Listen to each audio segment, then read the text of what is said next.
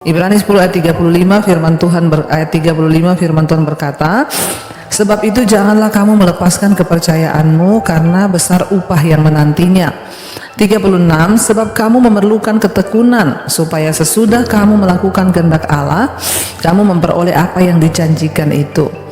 37 sebab sedikit bahkan sangat sedikit waktu lagi dan ia yang akan datang sudah akan ada tanpa menangguhkan kedatangannya. 38 tetapi orangku yang benar akan hidup oleh iman, dan apabila ia mengundurkan diri maka aku tidak berkenan kepadanya. 39 tetapi kita bukanlah orang-orang yang mengundurkan diri dan binasa, tetapi orang-orang yang percaya dan yang beroleh hidup. Saudara, Rasul Paulus mengingatkan jemaat di Ibrani ketika mereka itu ada masuk dalam aniaya, di dalam tantangan, rasanya mengiring Tuhan itu berat. Ya, mungkin seperti yang kita alami juga, dan setiap orang yang sungguh-sungguh beribadah pasti akan mengalami yang namanya tantangan. Ya, Rasul Paulus mengingatkan, firman Tuhan mengingatkan jemaat yang ada di Ibrani, dikatakan, sebab itu janganlah kamu melepaskan kepercayaanmu karena besar upah yang menantinya. Memang di dalam hidup ini, dalam pengiringan kita kepada Tuhan, kita akan berhadapan dengan yang namanya masalah, persoalan, tekanan hidup. Namun janganlah semua persoalan, tekanan hidup, masalah itu membuat kita akhirnya melepaskan kepercayaan kita kepada Tuhan. Ya, karena itu ayat ini berkata, janganlah kamu melepaskan kepercayaanmu karena besar upah yang menantinya. Ya, jangan pernah melepaskan kepercayaan kita kepada Tuhan. Apapun tantangannya, tetaplah percaya sampai pada garis akhir, saudara. Ya, kita harus tetap memegang ya kepercayaan kita kepada Tuhan. Mau enak, mau tidak enak hidup ini, mau banyak masalah, mau berat, mau ringan, tetaplah percaya kepada Tuhan. Jangan pernah melepaskan iman dan kepercayaanmu, apalagi cuma karena jodoh, cuma karena jabatan, pekerjaan. Jangan pernah lepaskan kepercayaanmu. Kenapa? Karena ada upah yang menantinya, ya. Ada upah yang Tuhan beri bagi orang-orang yang setia sampai pada garis akhir, memegang kepercayaannya kepada Kristus. Ayat 36, sebab kamu memerlukan ketekunan supaya sesudah kamu melakukan kehendak Allah, kamu memperoleh apa yang dijanjikannya itu. Ya, saudara, iman tanpa ketekunan itu sia-sia. Ya, orang yang tekun itu artinya apa? Orang yang setia sampai pada garis akhir. Ya, dan Alkitab berkata, memang kita hari ini menghadapi tekanan, masalah, persoalan, tetapi yang kamu butuhkan adalah ketekunan, ya. Kita ini tekun saja percaya pada Tuhan, tekun memuji Tuhan, tekun beribadah, tekun beriman, ya, tekun membaca firman Tuhan. Ya, tekun di dalam penderitaan, saudara. Sebab kamu memerlukan ketekunan. Memang ini yang kita butuhkan di dalam menjalani hidup mengikut Tuhan, menghadapi rintangan dan tekanan. Ya, minta ya dari Tuhan ketekunan, sebab kita memerlukan ketekunan supaya apa? Supaya sesudah kamu melakukan kehendak Allah, kamu memperoleh apa yang dijanjikan. Saudara, tidak mudah untuk melakukan kehendak Allah dalam hidup kita, tetapi inilah goal dari kekristenan, yaitu ketika kita melakukan kehendak Allah. Tapi memang untuk melakukan kehendak Allah itu tidak mudah, ada tantangan, ada pergumulan, ada air mata, ada perjuangan di sana. Ya, namun firman ini berkata, yang pertama tadi, jangan lepaskan kepercayaanmu, ya, dan tetaplah tekun, sebab kamu membutuhkan ketekunan supaya setelah kamu melakukan kehendak Allah, kamu menerima apa yang dijanjikannya kepada engkau, saudara. Ya, saudara, melakukan kehendak Allah tidak gampang, itu sangat-sangat sulit. Ya, kenapa? Karena kehendak Allah itu bertentangan dengan kehendak daging kita.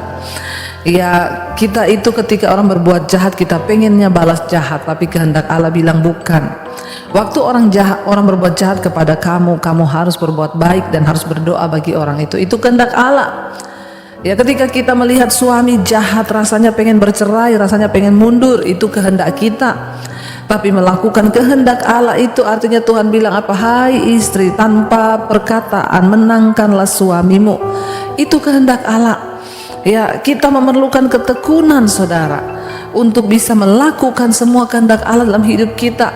Ya, kehendak diri ini ketika kita sudah mau ya rasanya menyerah, rasanya tidak kuat ya, kehendak diri berkata sudah tidak usah percaya lagi sama Tuhan, cari aja jalan pintas yang lebih mengenakan ya. Tetapi kehendak Tuhan bilang jangan, tetap jalani hidupmu sekalipun berat, tetap jalani dengan mengucap syukur. Jangan lari mencari jalan keluar yang lain. Ya, jangan akhirnya menjual diri hanya karena demi mau mendapatkan uang. Ya, jangan melakukan hal-hal yang tidak berkenan, mencuri ya, menghalalkan segala cara untuk mendapatkan apa yang kita mau. Mari kita belajar melakukan kehendak Allah, karena itu goal dari setiap iman Kristen kita. Waktu orang itu melakukan kehendak Allah, itulah tujuan dari beriman kepada Tuhan. Nah, setelah kita melakukan kehendak Allah dalam hidup ini, Alkitab bilang kamu memperoleh apa yang dijanjikan. Ya, orang hanya bisa melihat janji Tuhan tergenapi dalam hidupnya hanya ketika dia melakukan kehendak Allah. Jangan mimpi kita bisa melihat janji-janji Tuhan, hidup yang diberkati, hidup yang disertai ya dalam perkenanan Tuhan, kalau kita tidak sungguh-sungguh berusaha melakukan kehendak Allah dulu.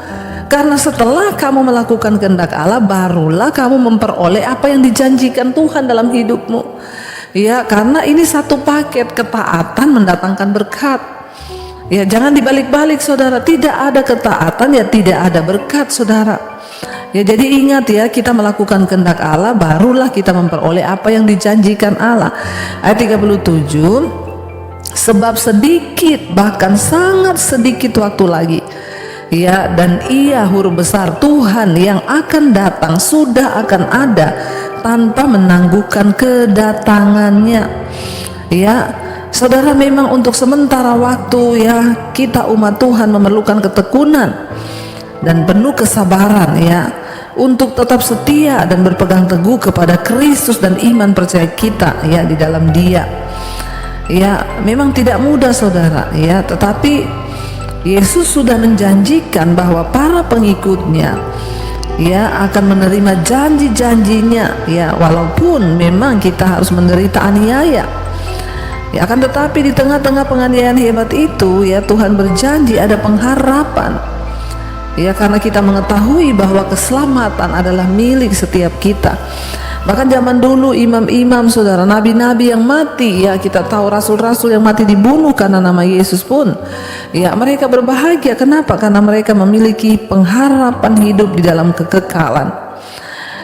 Saudara, apa gunanya ya pencobaan, apa gunanya tekanan hidup, masalah dalam hidup kita ya? Setiap masa-masa sulit ya, itu dipakai Tuhan untuk menyaring orang-orang Kristen yang memiliki iman yang sejati, disaring dari orang-orang Kristen yang palsu saudara. Karena persoalanlah yang akan menyatakan iman kita yang sesungguhnya terbukti atau tidak ya. Orang-orang Kristen yang palsu akan gampang mundur pada masa sulit ya. Dan mari saudara, kita buktikan sekalipun kita sedang menghadapi tekanan dan persoalan, kita bukanlah orang-orang yang mengundurkan diri ya. Firman Tuhan berkata Dia yang akan datang sudah akan ada.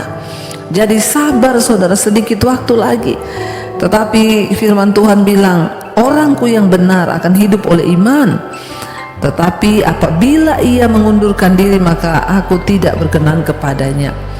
Ya, kita yang terus berpegang pada iman ya, kita hidup oleh karena iman. Firman Tuhan berkata kita adalah orang benar ya, dan kita akan hidup oleh iman. Walaupun dunia ini bergoncang, masalah datang silih berganti, tapi orangku yang benar akan hidup oleh iman, percayanya kepada Tuhan. Dan apabila ia mengundurkan diri maka aku tidak berkenan kepadanya. Ayat 39, tetapi saudara, kita bukanlah orang-orang yang mengundurkan diri ya dan binasa, melainkan kita adalah orang-orang yang percaya dan yang beroleh hidup, dan itu adalah hidup yang kekal.